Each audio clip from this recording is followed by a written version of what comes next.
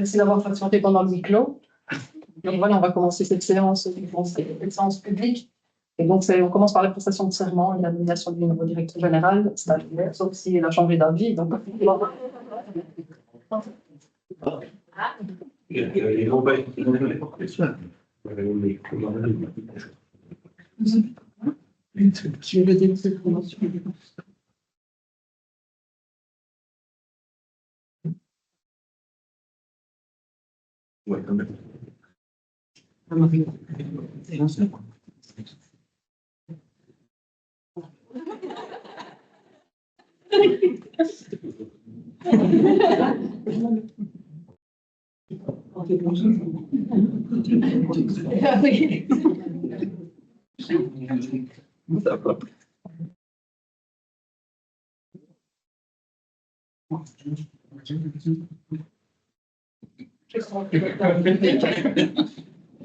pas.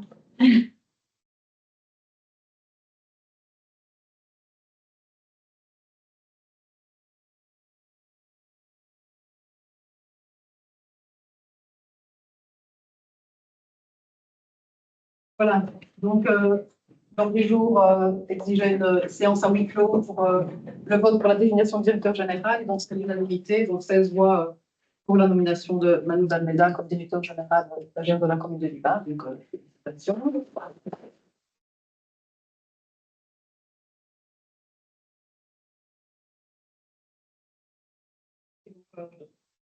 Ça commence.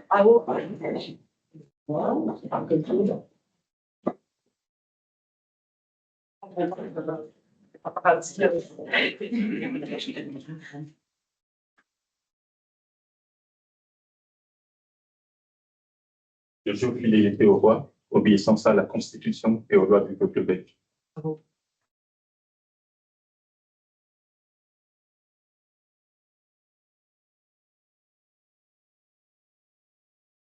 Alors, ce soir, c'est un moment fort, hein, c'est un moment symbolique pour notre commune. Bien évidemment, alors, on en profite, elle est en vacances pour le moment, on a pu remercier Esther, qui était notre directrice générale, hein, donc, qui aujourd'hui a pris une retraite méritée. Son engagement indéfectible, son professionnalisme et sa grande humanité ont profondément marqué l'ensemble de l'administration communale. Elle a toujours su allier rigueur, bienveillance et écoute. Et donc, au nom du collège et du conseil, je remercie Esther pour ce qu'elle a apporté à Liban au fil des années. Son investissement a laissé une empreinte durable et sa contribution a véritablement fait la différence. Alors, on lui souhaite une retraite aussi riche que ne fut sa carrière, plein de découvertes, de beaux moments partagés. Et donc, dans le même élan, on est heureux évidemment de souhaiter la bienvenue à Manu, notre nouveau directeur général qui vient de prêter serment. Donc, Manu, bienvenue à bord. Nous nous réjouissons sincèrement de cette nouvelle collaboration qu'on entame avec confiance et enthousiasme. Et donc, ensemble, maintenant, cap sur l'avenir. Et je pense que la présence en nombre ce soir du personnel, tant administratif que technique, promet un vol avec de nombreux projets à imaginer, des défis à relever et une belle énergie collective à continuer à entretenir. Donc, merci pour votre présence. Merci pour nous. Donc, voilà. Merci pour le temps de la parole. Bien évidemment. Merci à vous, conseil. Voilà. Merci à vous. Merci à tous les collègues.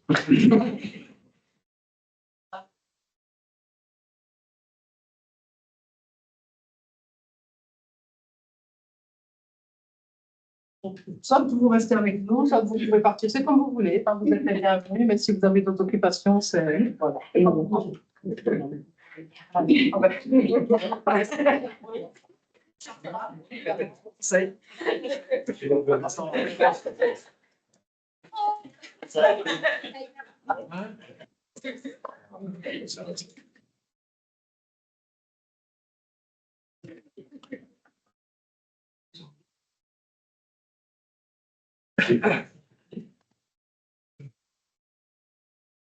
Voilà, donc on continue. On a toute une série. D'abord, on va demander l'approbation du procès-verbal de la séance précédente. De remarque au point 3, mon nom sympathique au niveau des abstentions. Il y a 6 abstentions et 5. Et alors, c'est pour avoir la confirmation sur le fait que lorsqu'on avait demandé par rapport à la charte City et le rapport que vous aviez transmis, nous avions dit que ce n'était peut-être pas le bon rapport. n'y a pas encore Je sais encore. Sauf que dès que je vais. pas oublié, on va trouver dans. Alors, c'est vrai qu'avec les changements d'archives, les changements de bureau, etc., c'est très compliqué de se trouver dans les anciens classements, donc on cherche toujours. Et on a Pour le moment, on reste toujours dans les réponses probabilités plus tristes. C'est tout. On peut trouver dans les cela. Oui. Oui, oui, Abstention. oui, Oui. Oui. oui, oui, Oui. oui, Oui. Oui. Oui. oui. Oui. Comment je dirais de te porter. Alors, on passe aux assemblées générales des différentes intercommunales. Vous pouvez toutes les citer, vous dites si vous voulez revenir sur l'une ou l'autre. Par exemple, il y a les assemblées générales IDELUX Développement, IDELUX Eau, IDELUX Environnement, IDELUX Finance, IDELUX Projet Public. Et CETIA, le holding communal, l'Union des villes et communes, Ardennes et l'Est, et le CECP. Est-ce qu'il y a des demandes particulières pour l'une ou l'autre assemblée générale? Vous avez normalement tous reçu des convocations en fonction des assemblées dans lesquelles vous siégez. Est-ce que quelqu'un veut. Oui, deux remarques concernant l'IDELUX développement et l'IDELUX environnement. Notre groupe votera contre le point 12 de l'ordre du jour de l'Assemblée générale, puisque ça concerne les audits qui vont être commandés par l'IDELUX et en restant fidèles avec nous-mêmes par rapport au point. Nous souhaitons voter contre, puisque nous considérons que ces coûts d'analyse sont très importants et que les explications concernant la hausse du coût des déchets avaient été expliquées par les représentants d'IDELUX, notamment lorsqu'ils étaient venus ici au Conseil communal. Par rapport à des assemblées. Par rapport à CETIA, j'aurais voulu savoir quels dossiers sont en cours de développement entre la commune et CETIA. Est-ce que vous avez déjà recouru? Je ne sais pas quelle est votre position vis-à-vis de l'intercommunal. Certaines communes envisagent le retrait de la commune à l'intercommunal. Ça coûte de mémoire 25 € par an, et donc ils se spécialisent plus dans ce qui est patrimonial, les édits, etc. Donc on continue à adhérer, mais on verra bien. Mais il y a d'autres communes qui viennent d'adhérer aussi, donc ça dépend un peu.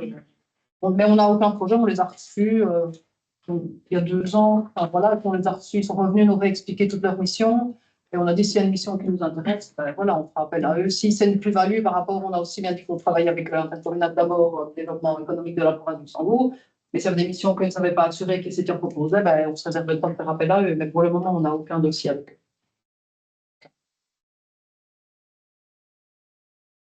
eux. OK, on peut voter sur l'ensemble des points, considérant que c'est non pour le point 12 des 2 assemblées générales. Oui, et justement au point 12 Ouais. concernant Ardennes et l'Est, Ouais. je m'abstiens personnellement. OK. Allez, je remarque. Allez, non. Oui. Oui. Oui. Oui. Oui. Oui. Oui. Oui. Oui. Oui. Oui. Oui. Oui. Bon, c'est l'enseignement. On vous propose d'approuver le règlement d'ordonnance pour l'activité de natation des élèves de première et deuxième primaire de l'enseignement communal. Et donc, les enfants vont retourner à la piscine à partir de la rentrée du mois de septembre. Et on demande d'approuver là, c'est une question. Et moi, je dirais que c'est juste une question. Donc, j'ai fait réponse à quelques questions déjà tout à l'heure. Mais pas choisir juste les 2 premières années, mais pas mettre tout le monde. C'est un budget de 10 670 €. Et donc, on commence par les premières et deuxièmes primaires, et puis on verra bien, voilà. Et Ouais, augmenter un petit peu le prix. Et il y a la disponibilité des bassins aussi. Hein. Alors, la disponibilité des bassins était très, très limitée. Et donc, ici, ça nous permet, on a une après-midi disponible, jeudi après-midi, comme j'ai expliqué tout à l'heure en Copaloc. Et donc, voilà, ça nous permet, on a 2 couloirs disponibles dans le bassin et le petit bassin d'accoutumance pour ceux qui n'ont pas pu nager. Et donc, voilà. Et comme ça fait des années qu'il n'y avait plus de natation, on propose de commencer par ça. Et puis, on va bien se poser la question justement dans le temps. C'était les associations des parents qui. Il y avait le mercredi après-midi. Oui, mais c'était le niveau de la commune ou c'était les associations de parents qui C'était hors scolaire. hors scolaire. Je me souviens qu'il y avait des. Ouais, non, c'était pas parascolaire. C'était le mercredi. C'était le mercredi après-midi. Oui. Voilà. Mais c'est un beau projet mis sur pied. Voilà, maintenant, on commence tout doucement. C'est vrai que c'est un budget, mais voilà. C'est un bon début. Oui, petit à petit. Maintenant, c'est vrai que le souvent séance, si vous doivez payer, voilà, au niveau privé, ben là, ce sera tout à fait différent. Sachant Mais, que tout le reste est gratuit à la commune. Les excursions. Mais je ne discute pas sur les 2 euros par enfant, hein, parce que c'est très démocratique. Voilà. Question par rapport à ce règlement? C'est très bien pour les enfants. Même si ça se finit au premier ou au deuxième. Ouais, c'est un bon début. S'ils apprennent déjà à nager à cet âge-là, ils sont pas très déjà.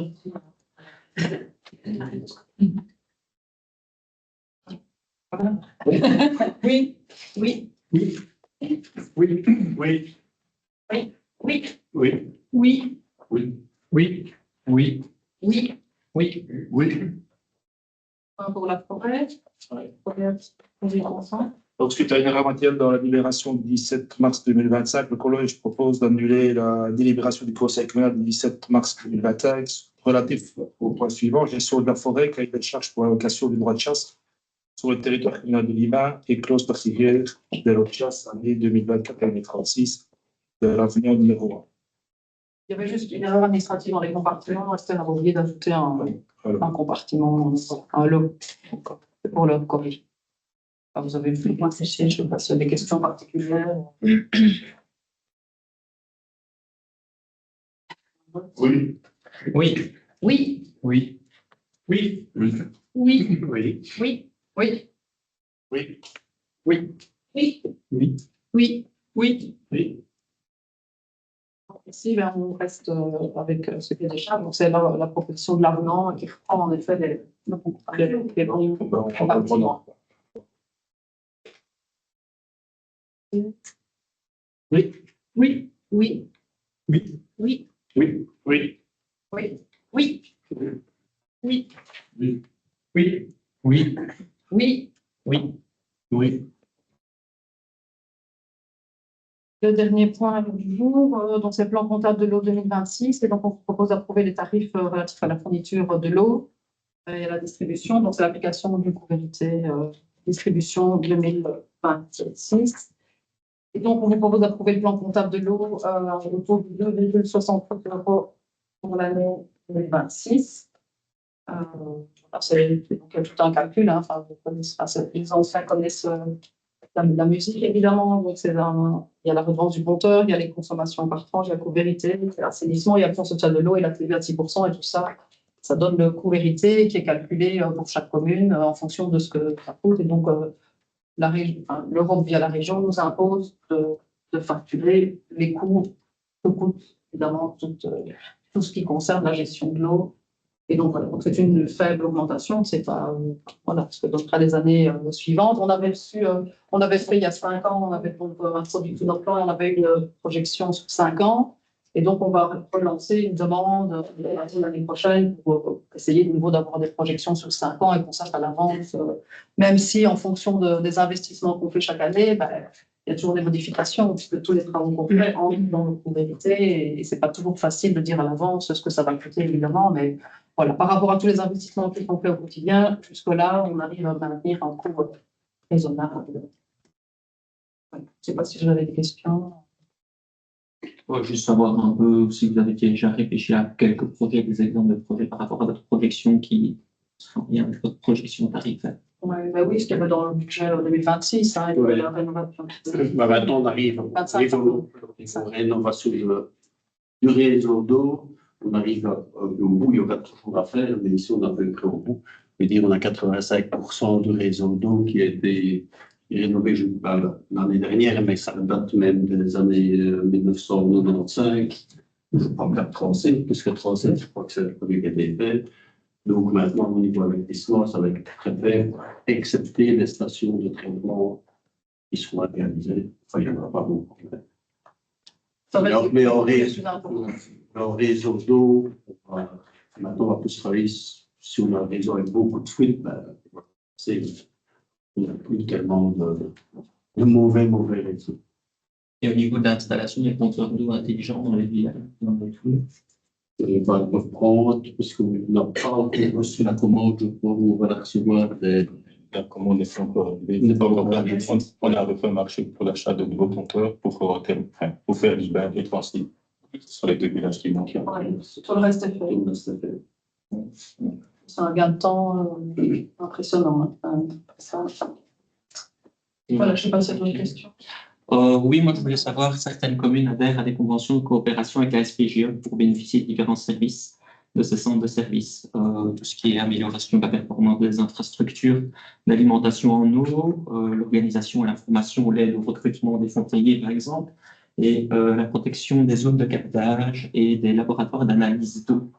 Je ne sais pas si vous avez eu vent de ces collaborations et quelle est votre position vis-à-vis de cela. Moi, j'ai proposé au collège de ne pas adhérer parce qu'au niveau du personnel qu'on a, ils sont équipés au niveau de la recherche de fuite, donc ça n'avait pas de plus-value pour nous. Avec la station de traitement d'Auchan, on a quand même, en électromécanique, on est connecté tout le temps dessus, donc le gros centre de production d'eau, c'est Auchan, donc on y a accès H24, donc quand il y a des problèmes, on le sait tout de suite. Auchan est relié à l'IBAN. Et pour abonder dans le sens de Christian par rapport à ta question sur les projets futurs, donc on a fait la liaison l'IBAN au champ. Donc il y a une connexion qui va donc sur le tronçon entre l'IBAN au champ, il y a une connexion qui va à Glaireuse. De Glaireuse, on arrive maintenant à Viance. Donc il nous reste à faire Viance en loi, et comme ça on aura fini le bouclage, voilà, le bouclage du réseau d'eau. Et donc pour en revenir à cette convention avec les SPGE, c'est un coût quand même de 64 000 € pour nous. Donc, le coût par rapport au bien n'était pas intéressant. Mais d'autant qu'on est dans les communes les plus avancées, on a déjà restructuré le réseau, on a travaillé avec Idelux depuis des années. Voilà. Et donc, ça n'avait plus la plus-value. Pas la plus-value. Une commune qui démarre, ou s'ils étaient venus avec ça il y a 15 ans, voilà, ça avait du sens. Vous avez déjà installé les compteurs d'eau connectés. Ouais. Oui. Et on va avoir la station de transit qui va être du même gabarit que celle d'Auchan, de connexion.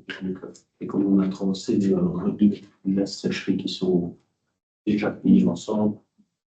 Donc, je pense que vous allez y avoir les pannes.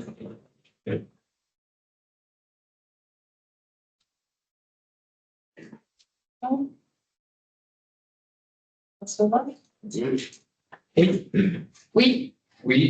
Oui. Oui. Oui. Oui. Oui. Oui. Oui. Oui. Oui. Oui. Oui. Oui. Oui. Je ne sais pas s'il y a des questions avant de continuer le sens. Oui, j'ai des questions. Donc, on a déjà posé cette question lors du conseil communal du 19 mai. Donc, c'était la demande pour les adresses mail. Donc, on sait qu'il y a le programme New qui va être régularisé. Mais je constate que j'ai encore été, je veux dire, un peu victime de ce souci-là, justement, concernant la nomination, le jury. Ben, je n'ai pas vu ça dans les indésirables. J'aurais vu que tu n'avais pas réagi, donc Carole m'a bien montré, c'était pour l'adresse. Et voilà, après, donc j'ai fait bien cool à vous de ne pas être présente.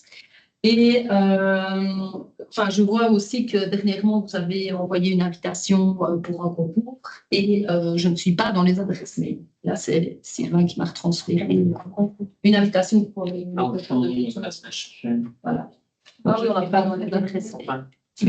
Donc, ma question était, quelles mesures envisagez-vous de mettre en place pour contrôler que toutes les adresses soient correctement utilisées lors des prochains envois avant d'être avec INRG? Je pense que je l'avais dit à Sylvain, qui avait soulevé le problème au dernier conseil aussi.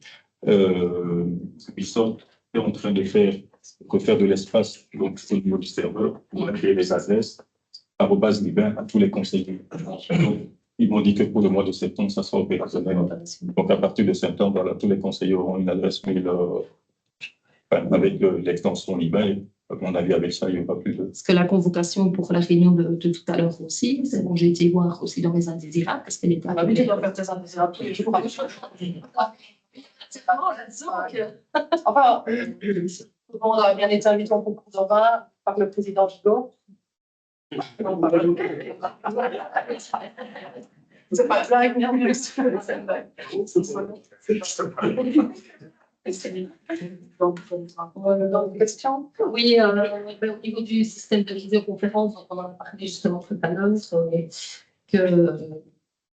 une petite directive que vous aviez eue en plus, c'est qu'il faut parler plus fort et on va parler tous en temps. Et en espérant une fois que tout va être amélioré, parce que c'est vrai que c'est un peu catastrophique. Et ma dernière question, c'était concernant le projet Sola au champ, voir un petit peu où vous en êtes au niveau des démarches effectuées à ce jour, au niveau de l'acquisition du terrain. On avait demandé l'estimation d'un notaire et j'ai vu par hasard et il m'a dit qu'il l'avait envoyé sur l'adresse d'Esther peut-être la semaine dernière. On a regardé, mais on n'a rien. Donc j'ai renvoyé un rappel en disant on n'a rien reçu. Et donc voilà, donc on attend l'estimation et voilà. Ça, oui, ça va. À mon avis, en septembre, peut-être même fin juin déjà. On y croit. Merci. D'autres questions? Pour votre actualité, moi j'ai été interpellée ici sur quelques jours par plusieurs citoyens qui demandent si un fauchage est prévu à certains carrefours clés au niveau des nationales. C'est très dangereux en fait pour les voitures qui ne voient pas évidemment ce qui se passe à gauche et à droite. Et donc, s'il y a quelque chose, je voudrais expliquer comment ça fonctionne. La fauchage arrive. Oui, parce qu'on a des fauchages Oui, donc c'est ça. on commence un peu plus tard, donc dans la saison. Mais il est en cours, il a délaissé. Mais les nationales, c'est pas vous. voilà, les nationales, non. C'est le maître qui fait des nationales. Donc. Les nationales, je crois qu'ils ont déjà fait. Ils ont déjà fait les nationales. Oui, les nationales, mais c'est vrai que ça pousse. Avec le temps de paix. C'est vrai. Je ne suis pas dans l'Europe. Mais il y avait un autre frontière, c'est au la nouvelle, quand tu as c'est la M40, c'est ça. Et puis alors, tu avais donné rendez-vous, j'ai oublié. Sur la rue entre la Barrière et en retournant sur Messin, sur la route en béton, quand tu viens de la rue de Redu. Oui. Oui. Et là, il y a vraiment, c'est déjà un mauvais carrefour, c'est un dodane, mais en plus, avec la hauteur de la végétation, il y a vraiment des soucis de visibilité. La même chose au niveau de la rue du Couvent, la même chose à chaque fois. Mais l'idée, c'est voir si nous ne pourrions pas contacter le maître en disant, écoutez, dégagez le des pochettes, mais évitons des risques, des accidents. On se concentre sur vraiment ces points des carrefours dangereux. Au champ, c'est la même chose. Hein. Il y a des carrefours qui ne sont pas faits et qui sont quand même assez dangereux. Oui. Le qui fait. Si tu montes par notre rue, quand tu montes par la rue d'après et que tu vas jusqu'au fin, tu as le carrefour qui est là et c'est vraiment très mal fait. Quoi. En tous les jours, il suffit d'un petit sans vitesse. Il y en a qui ne regardent pas, je sais. Si toi tu regardes, ça va, tu sais. Il faut savoir aussi qu'on a commencé il y a une quinzaine de jours, on n'est pas une quinzaine de jours.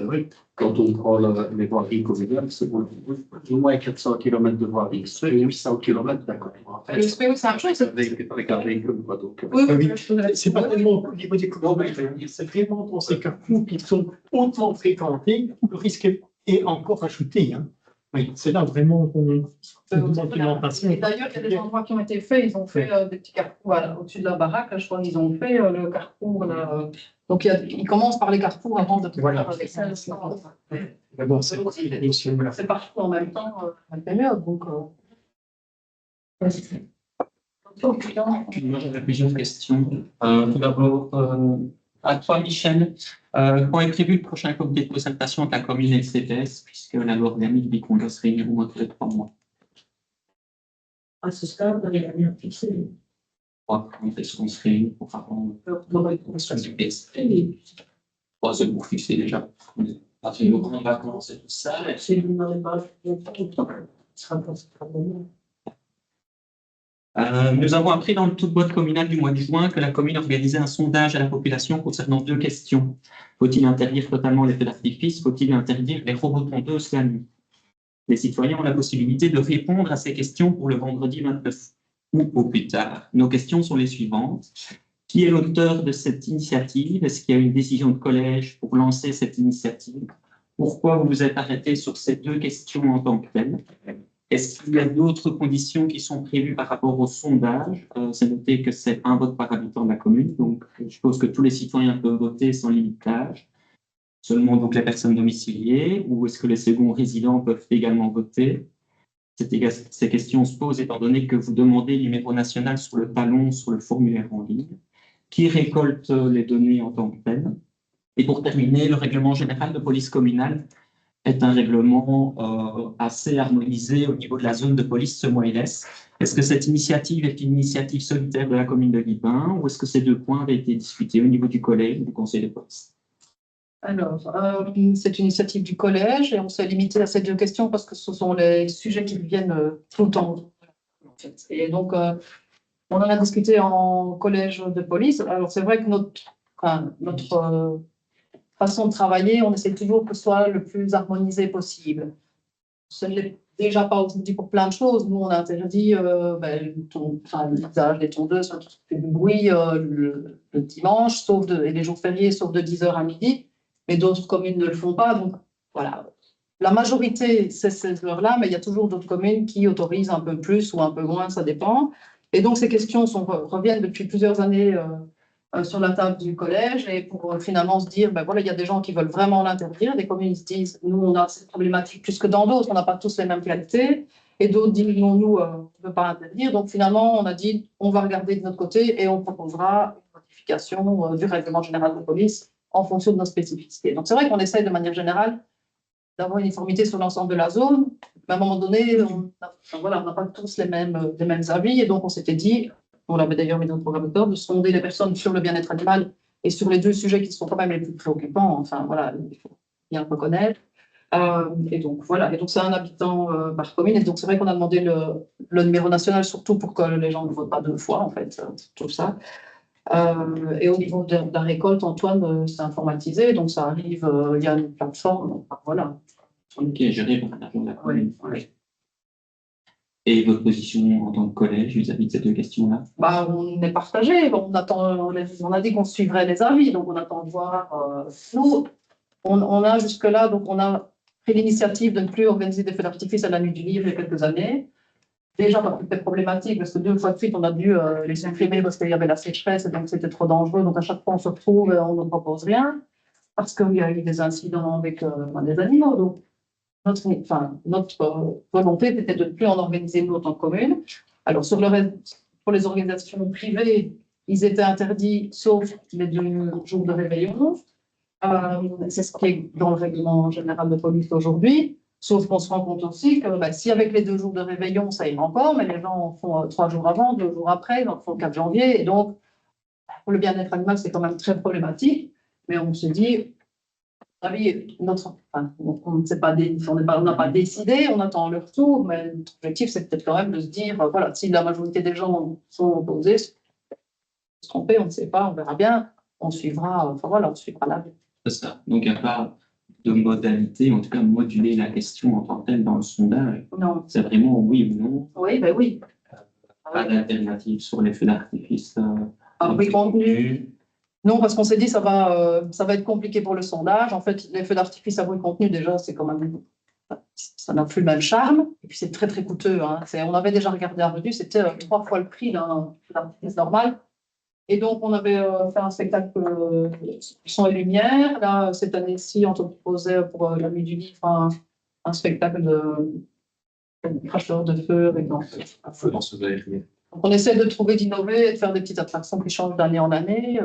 Voilà. Mais oui, contenu, non. Et on verra bien en fonction du sondage, on va revenir, on verra. Enfin, voilà. C'est le premier test au niveau de la population pour avoir le ressenti. Et puis, en fonction des résultats, on verra.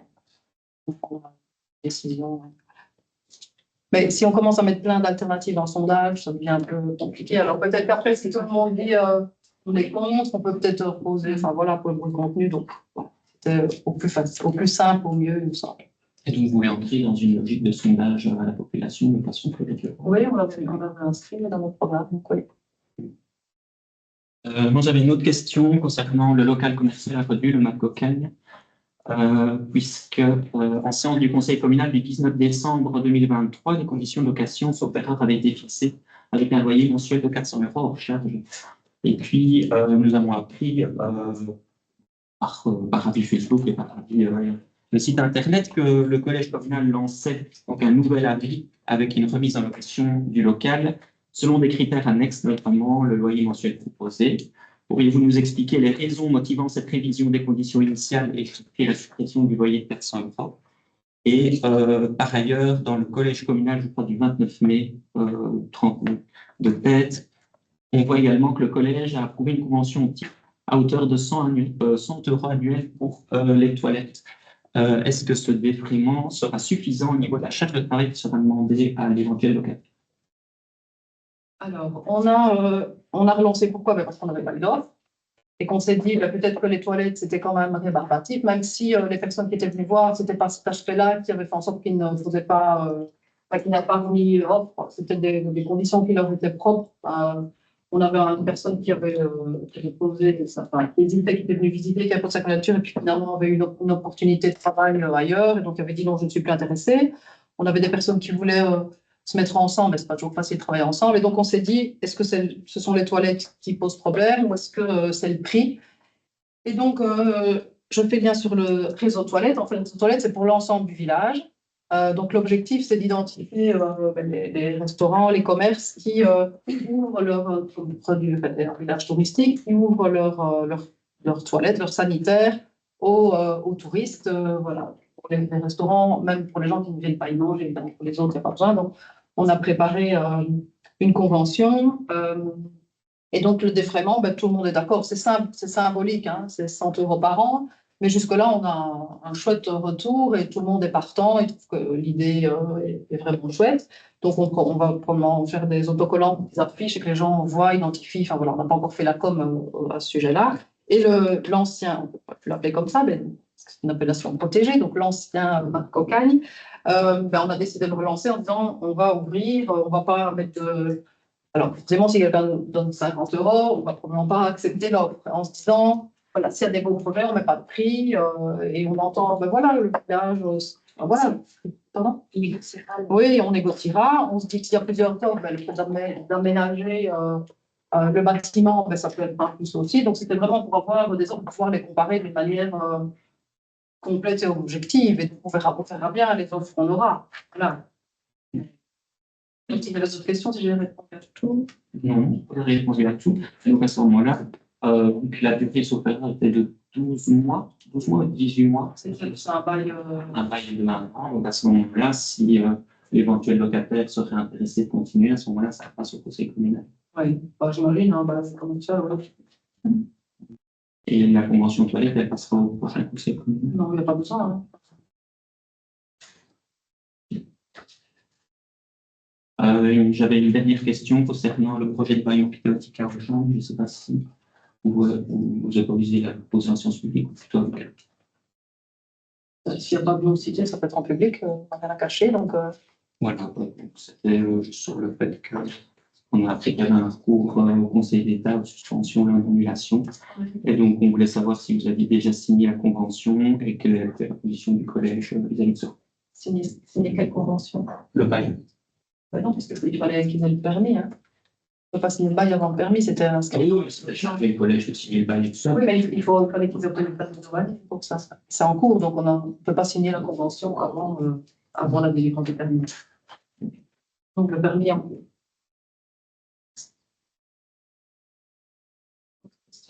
Oui, on veut un peu rebondir sur le côté toute boîte. Moi, je trouve que c'est une bonne chose de sonder la population. Nous interrogeons, c'est à partir de quel nombre de réponses est-ce qu'on va pouvoir dire qu'elle est effectivement valable, un sondage?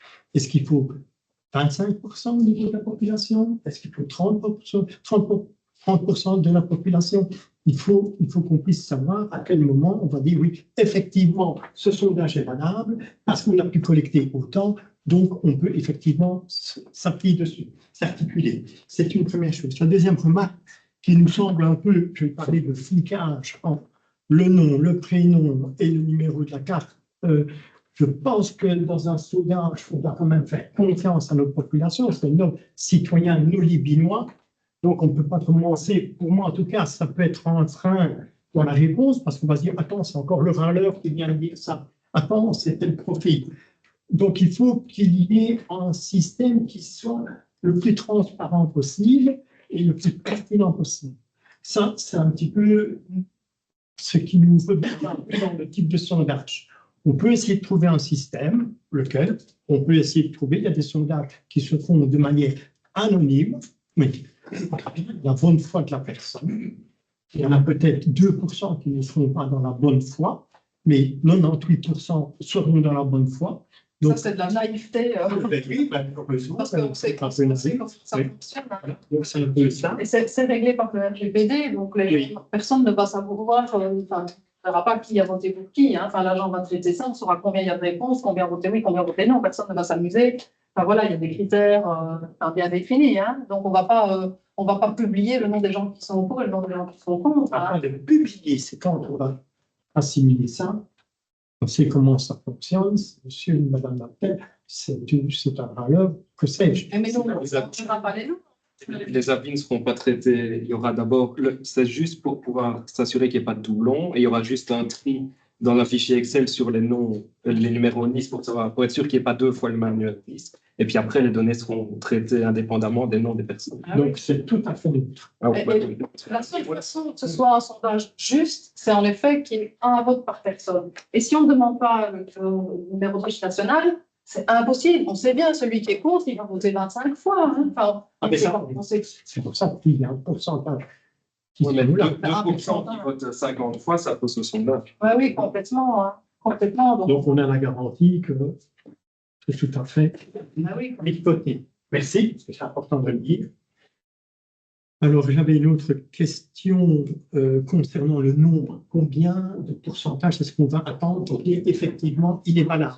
On verra bien combien ont répondu. C'est sûr que s'il y a 50 personnes qui ont répondu, ça n'est pas représentatif. Hein. Voilà. Oui. Voilà, on verra bien. Oui. Donc, nous allons attendre ça. Oui.